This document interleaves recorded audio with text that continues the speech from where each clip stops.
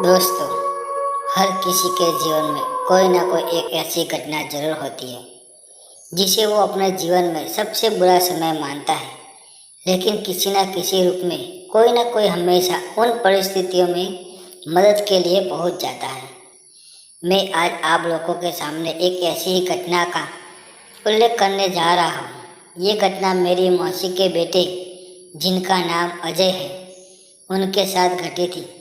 वो मेरे बड़े भाई है और ये घटना भी काफ़ी पहले की है, जब वो करीब 8 साल के रहे होंगे। तब मौसी कानपुर मेडिकल कॉलेज के पास हेलेट में रहती थी। भैया के दादाजी काफ़ी जाने माने इंसान थे। वहाँ की अच्छी खासी हस्तियों में उनका नाम था। आज़ाद मैगजीन कॉर्नर के नाम से उनकी किताबों की अच्छी खासी दुकान थी और न्यूज़पेपर के कानपुर में सबसे बड़े होकर थे। उनका नाम कुछ और ही था, मगर वह सब उन्हें आज़ाद के नाम से जानते थे। आज़ाद के नाम से प्रसिद्ध वो व्यक्ति अपनेपन, उदारता और सौम्य व्यवहार की परिभाषा थे। मैं भी उन्हें दादाजी की ही कहता था और वो मुझे भी उतना ही प्यार करते थे जितना कि अपने पोतों को करते थे। हेलेट में रहने के कारण वो लोग कानपुर मेडिकल कॉलेज के बहुत पास रहते थे। अजय भैया और उनके बड़े भाई अक्सर मेडिकल कॉलेज के पार्क और बगीचों में खेलने जाया करते थे। वहाँ के लोगों के साथ अच्छे व्यवहार की वजह से उन्हें कभी कोई मना नहीं करता था। रोज के जैसे ही एक दिन चल रहे थे। दिवाली आने को थी और बच्चों की छुट्टियाँ चल रही थी। दोनों भैया उस दिन साइकिल के खेल रहे थे। भैया ने अजय भैया को पीछे बैठा रखा था और वो दोनों वही मेडिकल कॉलेज से थोड़ी दूर पर ही साइकिल घूम रहे थे। फिर घूमते घूमते मेडिकल कॉलेज के पास आ गए। वहाँ पर बड़े भैया साइकिल से उतर गए और वहाँ के एक अंकल, जो कि पहचान के थे, उनसे कुछ बात करने लगे। साइकिल खड़ी थी और उस पर पीछे की सीट पर अजय भैया अभी भी बैठे थे। अभी 5 मिनट ही हुए होंगे कि अचानक अजय भैया साइकिल समेत नीचे गिर पड़े। वो अंकल और बड़े भैया उनके पास आए और उन्हें उठाया, मगर वो बेहोश हो चुके थे। दोनों सोचा कि शायद संतुलन खोने की वजह से गया और वो उन्हें उठाकर घर ले आए। घर आने पर मौसी जी उनके मुंह पर पानी वगैरह छिटका, मगर उन्हें कोई होश नहीं आया।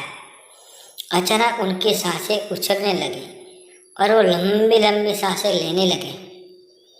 अजय, अजय, सब पास उन्हें उनके नाम से बुलाने जा रहे थे, मगर उनकी तरफ से कोई जवाब नहीं आ रहा था और आंखें भी नहीं खुल रही थी। मेडिकल कॉलेज पास ही था, इसलिए बिना देर किए वहाँ मौजूद सब लोगों, अंकल, मौसी और मौसा जी भी भैया को लेकर सीधा इमरजेंसी में पहुँचे।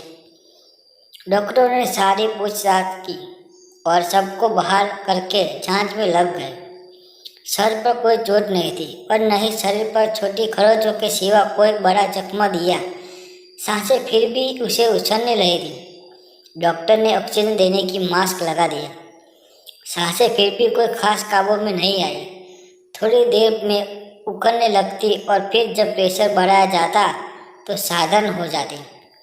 डॉक्टर को बेहोशी की वजह का कोई पता नहीं चल रहा था, इसलिए उन्होंने इमरजेंसी एक्सरे करवाया। वो भी नॉर्मल था, बिल्कुल भी कहीं से कोई खराबी नहीं देखी। जहाँ दूसरी तरफ एक आदमी दौड़ा गया और दादाजी से बोल दिया कि आज़ाद जी, आपका पोता अस्पताल में है और बहुत सीरियस है।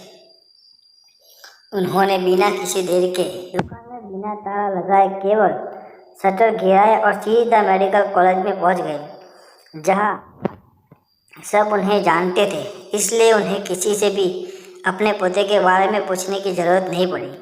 डॉक्टर खुद आए और सारी परिस्थितियों से अवगत कराते हुए उन्हें भैया के पास ले गए। हालात काफ़ी नाजुक बताकर 6-7 डॉक्टर लगातार निगरानी में लगे थे। दिल की धड़कन मशीन में अपनी सीमा पर पहुंचने लगी थी और मशीन की आवाज़ ने हालत बयां करनी शुरू कर दी थी। डॉक्टर ने सबको बाहर कर दिया। अब तक मेरे मामा जी लोग भी वहाँ पहुँच चुके थे। दादाजी रिसेप्शन के पास गए और अपने पहचान के डॉक्टर को फ़ोन कर दिया। कुछ 10 मिनट के बाद ही वहाँ पर 6 डॉक्टर और आए, और जो कि उस मेडिकल कॉलेज के प्रोफेसर थे। दादाजी ने मिलकर उन्हें पहले सारी बात बताई। वो उन्होंने ध्यान से सुना और फिर बिना देर किए उस वार्ड की तरफ बढ़ गए जहाँ भैया को रखा गया था। उनके दरवाज़ा खुलने से पहले ही अंदर से बाहर आ रहे थे। डॉक्टर ने दरवाज़ा खोला और प्रोफेसर को देख के कहा कि सर, कोई फ़ायदा ही नहीं है, लड़का मर चुका है। हालांकि ये बात उसने धीरे से कही, लेकिन दादाजी ने ये बात सुन ली और घबराकर तेज तेज से रोने लगे। बाकी डॉक्टर और प्रोफेसर ने उन्हें संभाला और फिर उनमें से एक प्रोफेसर, जिन्हें सब प्रोफेसर त्यागी के नाम से जानते थे, उन्होंने खुद भैया को चेक करने को कहा और उनके साथ बाकी के 3 प्रोफेसर वार्ड में सहायक डॉक्टरों के साथ चले गए। और बाहर एक प्रोफेसर अभी भी दादाजी के पास बैठा उन्हें समझा रहे थे कि प्रोफेसर को जांच करने दो, ईश्वर ने चाहा तो सब ठीक हो जाएगा। मौसी जी को तब तक मौसा जी और मामा जी को घर भेज दिया था, वरना न जाने उनकी हालत क्या थी। अंदर से आने वाले प्रोफेसर की आवाज़ें वहाँ मौजूद लोगों की सांसों को ऊपर नीचे होने पर मजबूर कर रही थी। देखो, धड़कन चली गया, ठीक से यहाँ दबाव बनाओ, अब बताओ, पैरों को देखो, हिलते हैं या नहीं? जान है, जान है, देखो थोड़ा हिल। जिसका हाथ इस तरफ की आवाज़ें लगातार सांसें ऊपर नीचे करती जा रही थी। फिर अचानक सारे प्रोफेसर शांत हो गए और करीब 10 मिनट तक कोई आवाज़ नहीं आई। किसी अनहोनी की आशंका ने सारी उम्मीदों को पीछे छोड़ दिया था। तभी प्रोफेसर त्यागी बाहर आए और बताया कि बच्चे को कुछ नहीं हुआ है, आजा जी, बस प्रार्थना कीजिए कि वो जल्दी ठीक हो जाए। इस बात से सबको राहत मिली थी, मगर अभी भी प्रार्थना जारी थी। प्रोफेसर भी इस बात से बहुत परेशान थे कि जब सारे रिपोर्ट और एक्सरे सामान्य है तो फिर इतनी सीरियस हालत की वजह क्या है। फिलहाल प्रोफेसर उनकी निगरानी में लगे हुए थे और आनन फानन में कई एक्सरे दोबारा करवा लिए थे। उन्होंने ये बात माना कि मामा जी और मौसा जी से भी कही कि हम अभी सिर्फ जो परेशानी आ रही है उसका जवाब बेहोशी और इस हालत की वजह मिल रही है। सब कुछ नॉर्मल है, मगर पता नहीं क्या हुआ है और ऊपर वाले को क्या मंजूर है। अब सब कुछ ऊपर वाले पर ही छोड़कर सब बैठ गए थे। घबराहट और बेचैनी ने दिमाग का चलना भी रोक दिया था। किसी की समझ में नहीं आ रहा था कि क्या किया जाए और किसके पास जाए। रात होने लगी थी, मगर भूख प्यास से बेघर दादाजी, मौसा जी और मामा जी हॉस्पिटल में ही जुमे हुए थे। मोबाइल का तब जमाना नहीं था, इसलिए रिश्तेदारों में ये बात धीरे धीरे ही फैल रही थी।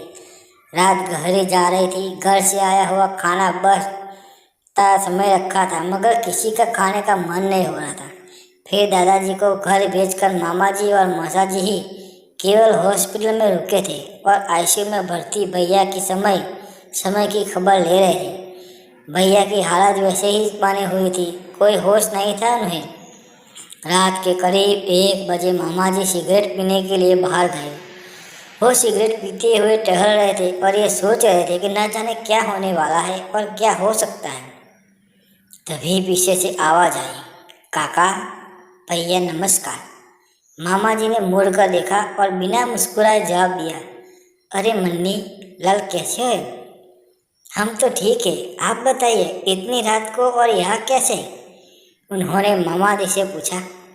मामा जी ने शुरू से आखिर तक सारी बात बताई। इतना कुछ हो गया, हमें बताया भी नहीं।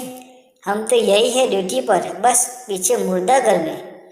उन्होंने मामा जी की परेशानी समझते हुए कहा, क्या बताए भैया, सुबह से तो खाने पीने का भी होश नहीं है। घर पर दीदी भी बेहाल पड़ी है, समझ नहीं आ रहा क्या हो रहा है, क्या होगा। मामा जी ने अपना हमदर्द समझकर अपना सारा दुख नर्म आंखों से उनके सामने रख दिया। भैया परेशान न हो, बस 3 घंटे और रुक जाओ। सवेरा होते ही बस हम अपना झोला के आए, फिर देखते हैं कहीं और कोई बात नहीं है। उन्होंने मामा जी से कहा, देखो भैया, जैसा बन पाए करो, बस ये ठीक हो जाए। मामा जी ने उनसे नाउम्मीद से ही कहा। उसके बाद थोड़ा उधर उधर की बात की और वापस आकर मामा जी भी वही आईसीयू के बाहर बैठ गए। जब से तस तकरा कर किसी तरह दोनों ने कहीं पर रात गुजार दी। रात भर भैया में कोई बदलाव न देखते हुए डॉक्टर ने उन्हें आईसीयू से अलग एक वार्ड में स्थानांतरित कर दिया। सुबह दादाजी और मौसी जी भी अपनी आई और रोते बिलखते किसी तरह अपने बेटे को देखा और फिर मौसा जी के साथ घर चली गई। मामा जी ने दादाजी मुन्नीलाल के बारे में बताया और उनकी इजाज़त मांगी। इन्होंने अपने बेटे के लिए जिस तंत्र मंत्र पर कभी विश्वास नहीं करते थे उसे भी इजाज़त दे दी। शायद कोई चमत्कार हो जाए और अजय ठीक हो जाए। मामा जी भी घर गए और जल्दी से जल्दी नहा धोकर वापस आ गए क्योंकि उन्हें मन्नीलाल से जो मिलना था। खैर मन्नीलाल को आने में देर हुई। वो 3 बजे की जगह 7:30 बजे आए, मगर उनकी आने में देरी को लेकर किसी ने कोई आपत्ति नहीं जताई। मामा जी उनके इंतजार में थे और उनके आते सीधा उस वार्ड की तरफ बढ़ गए जहाँ भैया को डॉक्टर ने रखा था। मामा आराम से जाकर